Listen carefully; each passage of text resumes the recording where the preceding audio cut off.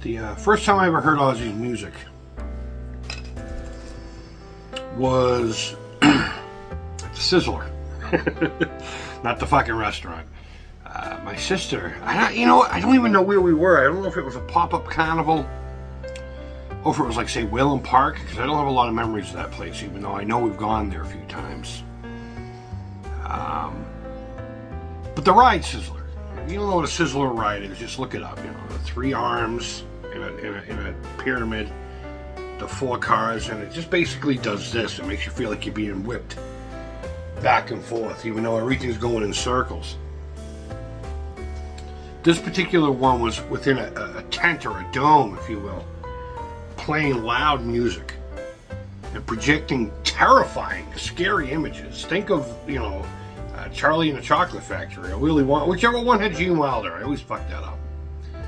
Picture the boat ride there. It was just like all this terrifying shit. And as your car's, you're coming real close into those scary faces. And the reason I'm saying it was so terrifying is because I couldn't have been 5, maybe 6 years old. And the song that was playing was Mr. Crowley. So you get this creepy organ, in a dark room, being whipped around like a madman with terrifying images up on the fucking wall. And I got made fun of for years for that, for being so scared. And it is a fun memory. It is a fun memory. And I wouldn't have it any other way. My sister was awesome. Fast forward to yesterday. I'm in line for this thing called the Psychodrome up at Canopy Lake Park.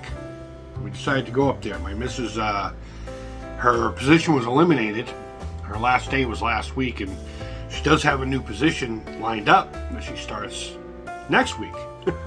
So we took the opportunity of midweek trip to Canopy Lake Park, which is perfect. The weather was amazing yesterday. There was hardly anyone there. I mean, there was enough people there to make it fun, but the rides, you just kept getting into them. Psychodrome. And guess what? It's a Sizzler ride. Inside of a dome playing loud music, and instead of projected images, it's fancy lighting and strobes. And when it first opened up, they actually had a fog machine in there and shit too, but I think people kept tripping on their way out, falling down, getting hurt, so they got rid of the fog machines. And I was in line for that when my lady handed me her phone and said, "Hey babe," and it was a picture of Ozzy, a black background, had the dates on the bottom. And in my mind, I'm still kind of not grieving that last performance, but knowing that time is coming. I just looked at the image and was just like, yeah, no, that's a wonderful image, and handed her back the phone. She said, no, look again. And then I finally focused on the dates and saw 2025, and the realization of what putting that on that image meant started to seep in right there in line at the same style carnival ride to which I was on when I first heard Ozzy Osbourne sing. To my knowledge anyway, I'm pretty sure that was the first time I recognized Ozzy as, an artist. And it took me down a couple different paths. It took me down rock and roll, heavy metal, and of course, spooky. I can't resist a small touch of evil. I can't. I know I'm a Christian. I have strong faith in my Lord and Savior Jesus Christ. But I tend towards the darker side of things. I always have. And maybe that was a pivotal moment. Maybe it was the first time... Oh, I messed that up. I heard that. I mean, think about it. You're a young kid, the room's dark, you got your headphones on, you're just laying there, and you're listening to the ambience of not only Tony Iommi's super simple but evil sounding riff.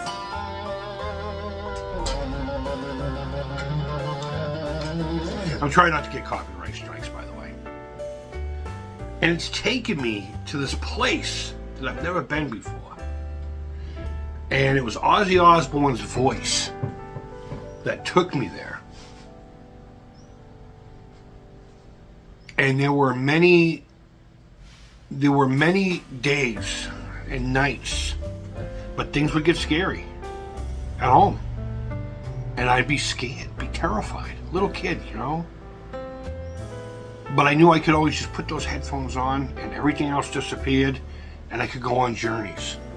Or I could pick up my Atari and go on a journey. But in this case, we're talking about a legend gone. And we all knew it was going to happen. And we all knew it probably would have been sooner than later as far as you know, the past few weeks' events. But growing up, we think things are invincible and forever. Fred Krueger says, "I am eternal." And in a way, Ozzy will be eternal. You know,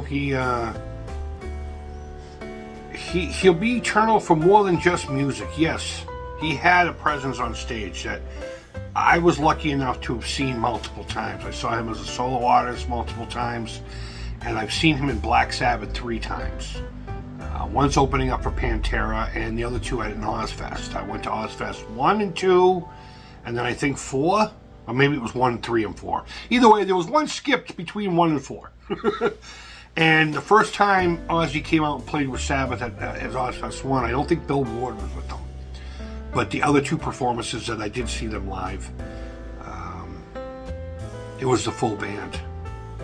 And I just feel grateful that not only did I have that, not only did I have those journeys, you know, and I did transition pretty easily from Black Sabbath to Ozzy, even though Ozzy I heard as a solo artist first. I feel grateful that not only did I get to watch him perform in both of his I guess, auditions, and both of his careers, both of his bands, but I also got to live when Ozzy Osbourne was here. And though I wasn't around for the early days, I surely picked it up and went with it and continued on that path with them as they continued on their journey. This was a very pivotal moment in my life, one of these. And one of the first riffs I ever learned, and I'll play it exactly how I played it back then.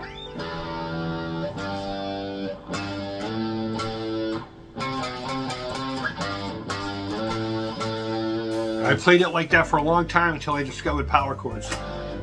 As a matter of fact, on the guitar that's right over there, and I should have picked that one up to play it, but this one sounds and plays way better. But yeah, no, that was, I found it very interesting that I was in line for the same ride I originally heard him from, you know, I'm sorry, I can't talk. I thought Van Halen was going to be a tough one. This is, I hate to see what happens when fucking Gilmore goes. I might just check out with them. No, I'm just kidding. So Ozzy, Sharon, kids, grandkids, to all my Gen Xers out there, and even people in other generations that discovered one way or another, whether it was a sibling or a parental figure, or you just stumble upon it on the radio or the internets. Maybe someone left a cassette in a car and you wanted to play around with it. I'm sorry, my daughter's wicked excited about making blueberry muffins. She came out of her room just screaming, "I'm making fucking blueberry muffins!" She's trying to distract me, but I don't know where I was, but I'll just end it here, saying that I'm not bullshitting when I tell you that I got through young me. I'd say a good 50% of it was because of Ozzy in one shape or another. The music. He always seemed to have something to say that was on my mind too. And the best part about him is he taught us that we can be unapologetically us. We can be unpolished, we can be crazy, we can be whatever we feel like we need to be and still be successful at things. Now, I mean, I know he's got a gajillion dollars, and I don't mean money as far as successful. But I think one of my biggest problems on this planet is I refuse to grow up. I refuse to be a stiff fucking person. And even though he had an unusual career where he was allowed to be a nutcake, we can all learn a little bit something from it. You know, joy. Joy has lost its fucking meaning to a lot of people, and he shows that you can still have joy. You know, we're the first group of people in society ever who have prioritized fun. I mean, look at all of history. I say the last century, maybe even 2 centuries, we prioritize fun. I think he exemplifies exactly that, fun. Through music, through artistry, through stupid TV shows where it showed how horrible of a family they were, but they were so lovable anyway. Because it showed us that even rich, posh people can be fucking lunatics. They could be fucking lost. Ozzy was a blue-collar guy from a real shitty place. And he was able to dig out of it, using what little skills he had, and he made it work. And because of that, a lot of us are still on this planet. And a lot of us have been able to get through things that probably, maybe we would have figured it out. Maybe I'm strong enough to I would have found a different avenue, but I don't think so. I think I would have just jumped headfirst into what everyone else was doing, the drugs and the over drinking and the, you know, whatever else was going on, maybe even crime. You know? But either way, God bless you, Ozzy. Lord, please accept him with all his flaws. Rest in peace, buddy. Fly high again. And I just love that he's with Randy again.